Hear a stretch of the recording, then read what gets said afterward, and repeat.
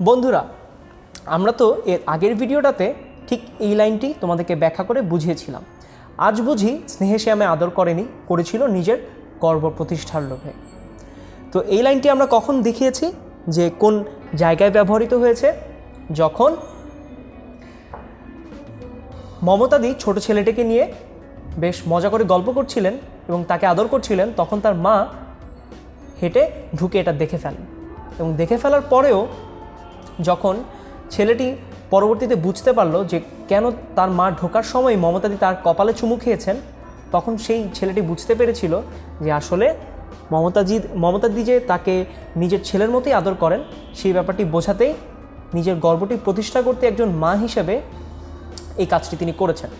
ঠিক তার পরবর্তীতেই এই গল্পের এই কাহিনীর ঠিক পরের জায়গাটাতেই মমতাদির চোখ থেকে টপটপ করে পানি পড়ছিল। তো লেখক এই যে চোখের পানি পড়ছিল, সেই চোখের পানিকে বলেছেন দুর্বোধ্য রহস্য। এখন দুর্বোধ্য রহস্য কেন বললেন, আর কেনই বা মমতাদির চোখ দিয়ে পানি পড়ছিল? এই দুটো প্রশ্নের উত্তর আমাদেরকে করতে হবে। তো দুটো প্রশ্নের উত্তর যদি আমরা খুঁজতে যাই, তাহলে আমরা যে জিনিসটি দেখব যে দুর্বোধ্য রহস্য বলেছেন কারণ গল্পটি লেখক বলছেন ছোট ছেলেটির দৃষ্টিকোণ দিয়ে। যেহেতু ছোট ছেলেটির তখনকার সময় বোঝার কথা না, সেই জন্য কেন মমতাদি আসলে কাঁদছেন, ছোট ছেলেটি যেহেতু বোঝার কথা না, সেই জন্য লেখক মানিক বন্দ্যোপাধ্যায় এই যে চোখের পানিটিকে সেটিকে দুর্বোধ্য রহস্য বলেছেন। আর কেনই বা আবেগের এই বহিঃপ্রকাশ মমতাদির? কারণ নিজের ছেলের মতো তিনি যখন এই ছোট ছেলেটিকে আদর করছিলেন, সাধারণত দেখা যায় আমাদের অনেকেই রয়েছেন যারা নিজেদের ছেলে মেয়েদের আসলে গৃহকর্মীদের সাথে মেলামেশা পছন্দ করেন না, এবং এর অন্যতম একটা কারণ হচ্ছে তাদেরকে খুব হীনভাবে বা তাদেরকে খুব তুচ্ছতাচ্ছিল্য করা হয় বলে এই কাজটি আমাদের বাবা মারা অনেকেই করতে দেন না।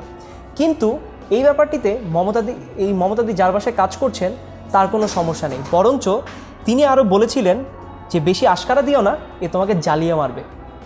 অর্থাৎ তার এই ব্যাপারটিতে কোনো সমস্যা ছিল না, যার কারণে তার এই মহানুভবতা দেখে এবং তার মমতাদিকে সাধারণভাবে একজন সাধারণ মানুষের মতো ট্রিট করা দেখেই মূলত মমতাদির এই আবেগের বহিঃপ্রকাশটি ঘটে। কারণ মমতাদিকে তিনি গৃহকর্মী হিসেবে ট্রিট না করে তার পরিবারের একজন বলেই ট্রিট করেছেন এই জায়গাটিতে, যার কারণে মমতাদির একটি আবেগের বহিঃপ্রকাশ হিসেবে তার দু চোখে দুফোঁটা দুর্বোধ্য রহস্য চলে এলো।